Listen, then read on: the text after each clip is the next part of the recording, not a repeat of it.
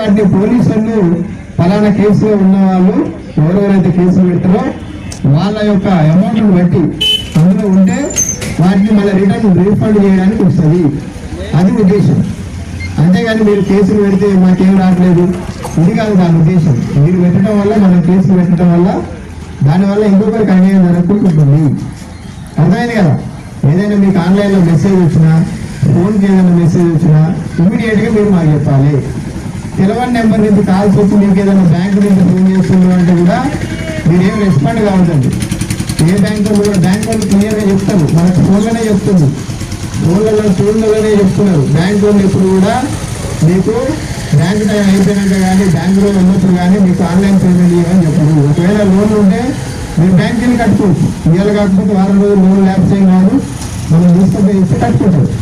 అంతకు డౌట్ ఉంటే bank manager దగ్గరికి వెళ్ళాక ఆయన దగ్గర ఆన్లైన్ యాప్ ఉంటే మీరు డైరెక్ట్ వెళ్ళి చేసుకోండి. అంతేగాని మీరు ఎవరో చెప్తే మళ్ళీ డబ్బులు కొట్టద్దు, మోసపోవద్దు. దానివల్ల ఆర్థిక నష్టాలు జరుగుతాయి. ఆన్లైన్ బెట్టింగ్లు ఆడటం వల్ల మీకు వచ్చేది ఒక 5,000 10,000 వరకు వాడు ఆశ చూసి లక్షలలో అప్పులు చేసేటట్టు చేస్తాడు. అర్థమైనా చేపలకు ఎర్ర ఇచ్చినట్టుగా చిన్న చిన్న ఇచ్చి ఒకటేసారి పెద్దదాన్ని కట్టేస్తాడు. చిన్న ఎర్రనేసి ఇంతలా చేపలు పడతాం మనం. వాడు కూడా అంతే. కాబట్టి మీరు ఎట్లాంటి వాటికి మోసపోవద్దు.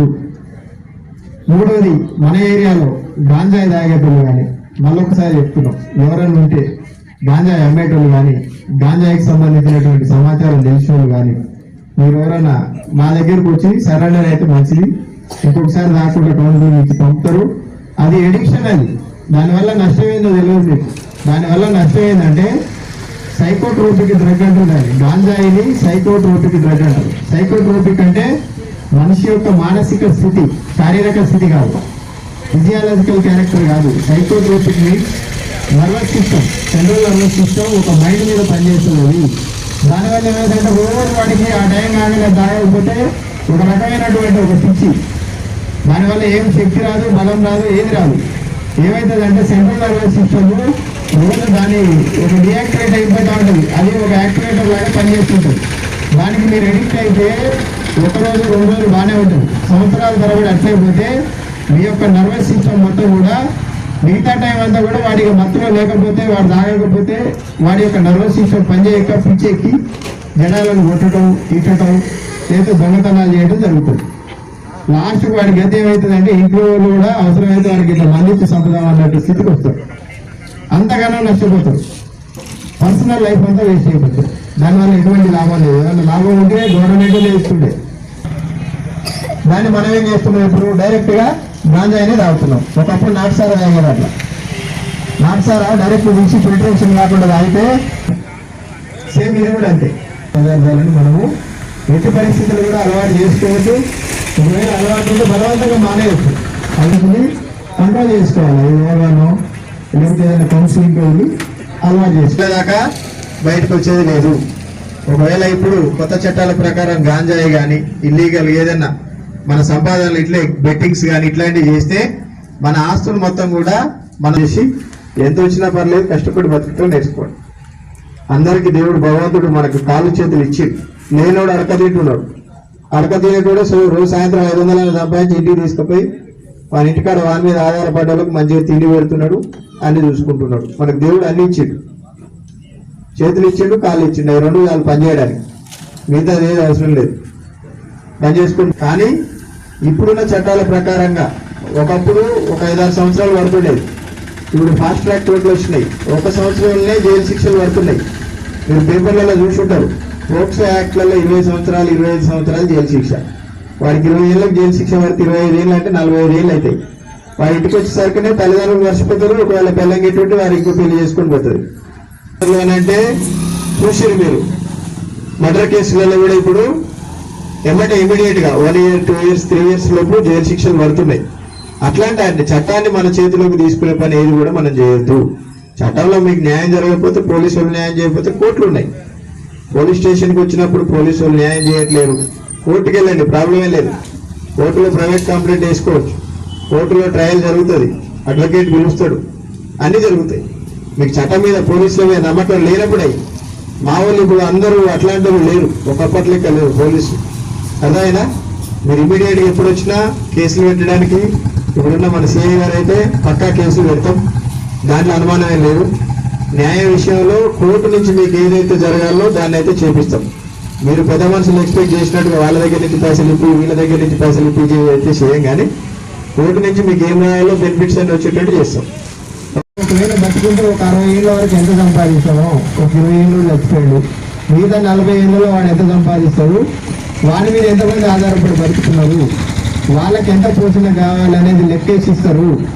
అంతేగాని 1,00,000 2 లక్షలు కాదు. ఒకవేళ 50,000 నెలకు సంపాదించేటోడు ఉన్నాడుకో, వానికి 10 టైమ్స్ వస్తుంది, అంటే 5 కోట్లు వస్తుంది. 1,00,000 రూపాయలు సంపాదించిననుకో, ఇట్లా 3 రూపాయలు 10 కోట్ల, వాడిని డిపెండ్ అపాన్ వాడి యొక్క అకౌంట్, వాడి యొక్క శాలరీ, వాడి మీద ఆధారపడి బతుకున్న వాళ్ళని బట్టి ఇస్తారు. ఏం లేకపోతే ఆఖరికి మీ పార్టీ జెండాలు పెట్టుకుంటే కూడా పార్టీ టికెట్లు నమోదు సభ్యత్వం చేసుకుంటే 1,00,000 2 లక్షలు ఇస్తారు. కలెక్టర్ కాడికి పోతే కూడా కలెక్టర్ 1,00,000 2 లక్షలు ఇస్తాడు. ఓకేనా? ఇవన్నీ ఎప్పుడు మనకు లైసెన్స్ ఉంది జరగరా అని ఏదైనా జరిగితే, ఇవన్నీ ఏం లేవనుకో, నువ్వు 100 కోట్లు సంపాదించేటోడైనా 10 లక్షలు సంపాదించేటోడైనా నెలకు వాడు చేస్తే ఏం రావు. మంచి సబ్జెక్ట్ చెప్పి పదసరి మీరు అవన్నీ అవగాహన చేసుకొని చాలా వరకు మానే ప్రయత్నం చేసుకుంటే చాలా మంచిది.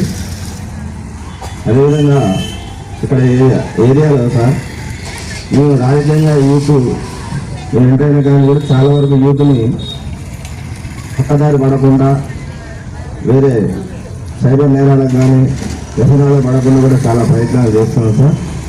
చాలా వరకు వారు అందరూ దీన్ని దృష్టిలో పెట్టుకొని చెడు వ్యసనాలకు పాల్పడకుండా, తల్లిదండ్రులను ఇబ్బంది పెట్టకుండా, మనం స్వయం దృష్టితోని మనం చదివిన వారు ఈ చెవుల నుంచి ఈ చెవుని చెవులు పెట్టకుండా వాళ్ళు ఏదైతే చెప్పారో దాన్ని తూచా తప్పకుండా పాటించండి. వాళ్ళు మాకు చెప్పేది మన మంచి కోసం.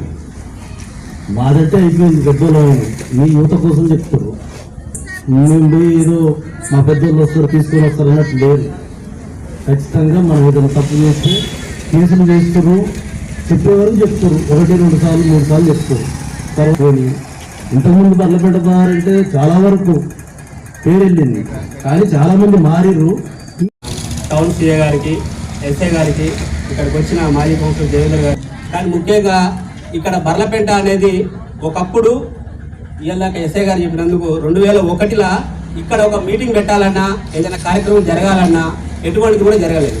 కానీ ఈరోజు ఇంత ప్రశాంత వాతావరణంలో ఈ రాజీవ్ నగర్ చౌరస్తా బతుకమ్మలో ఇంత ప్రశాంతంగా వాతావరణం చేస్తున్నారంటే ఇక్కడ బర్లపేట బజార్ నుంచి వచ్చిన ఒక 10 మంది తప్ప మిగిలిన వాళ్ళు మందులగూడ నుంచి ఎంతమంది వచ్చిరా? చేలపురి, సీతారాంపురం నుంచి.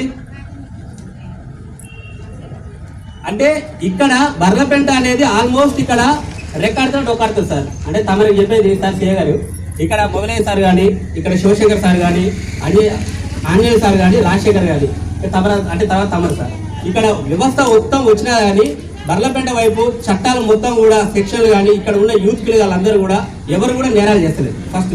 ఎందుకంటే ప్రతి ఒక్కరు కూడా మున్సిపాలిటీ పని కానీ టౌన్లో ఉన్న ప్రతి ప్రోగ్రాంలో చేస్తున్న ఏ పని అయినా సరే సార్ రాజీవ్ నగర్ నుంచి వెళ్ళిపోతారు పిల్లలు. ఇంతకుముందు ఉన్నట్టు వాస్తవంగా ఈ రోజు వరకు కూడా సరే కట్ట మీద ఒకసారి daily night patrolling sir, daily morning కానీ ఈవినింగ్ కానీ జరుగుతూనే ఉంది. పోలీసు కూడా చాలా మంచిగా అంటే మాకు చేస్తున్నారు. కానీ ఇక్కడ మాత్రం కట్ట మీద మాత్రం కొంతమంది ఆకతాయ పిల్లలు మాత్రం డైలీ పుల్లారెడ్డి చెరువుకి వెళ్ళి అటు సైడ్ మాత్రం బాగా తిరుగుతున్నది మాత్రం బాగా ఉన్నది. ఇంకొకటి ఏంటంటే ఇక్కడ ఎవరు ఎక్కడ ఏ ప్రోగ్రాంలో అంటే ఎక్కడ కొట్టుకున్నా సరే బర్లపేట అనేది ఒక ముద్ర పెడుతుంది. బర్లపేటలో ఆల్రెడీ డాక్టర్స్ అయ్యారు, సిఐలు అయ్యారు, గెస్టెడ్ ఆఫీసర్స్ ఉన్నారు, అంతా ఆఫీసర్లే ఉన్నారు, అంతా పని చేసుకునే వాళ్ళు ఉన్నారు. కానీ బర్లపేటకి మాత్రం ఒక చెడ్డ పేరు తెచ్చే విధానం మాత్రం తీసుకురాకండి. ఎక్కడో ఏదో చేసి బర్లపేట అంటే అది కరెక్ట్ కాదు. ఒకప్పుడు నైట్ 7 గంటలకు బర్లపేటకి ఆటో రావాలన్నా అంటే వచ్చే పరిస్థితి లేదు. ఈ మధ్య నైట్ 10-11 గంటలకు కూడా ఆటో వచ్చే పరిస్థితి ఉంది. పోలీసు వాళ్ళకి ఒక చిన్న సూచన ఏంటంటే ఇక్కడ నుంచి మొదలు పెడితే పుల్లారెడ్డి చెరువు అక్కడి వరకు కూడా ఒక 8 బెల్ట్ షాపులు ఉంటాయి సార్. ఈ 8 బెల్ట్ షాపుల కోసం అని చెప్పేసి సూర్యాపేటలో ఉన్న ఎక్కడి నుంచి వచ్చే వాళ్ళందరూ కూడా ఇలా మంది అమ్ముతుంటారు డే అండ్ నైట్. వాళ్ళకు కూడా ఒకసారి తమరు చెప్పాల్సి కోరుకుంటున్నాం సార్. రెండోది ఏంటంటే మా కాడ పిల్లలు ఇంత ముందు ఉన్నట్టు ఒక వినాయక చవితి కానీ ఒక దసరా కానీ గొడవలు చేయాలన్న తర్వాత రికార్డు ప్రకారంగా చూసుకున్నా సరే బర్లపేట నుంచి ఒక పిల్లలు కూడా లేదు. ఎందుకంటే ఆల్మోస్ట్ టోటల్ కూడా అందరూ కూడా వర్క్ చేసుకునే పని మీదే ఉన్నారు.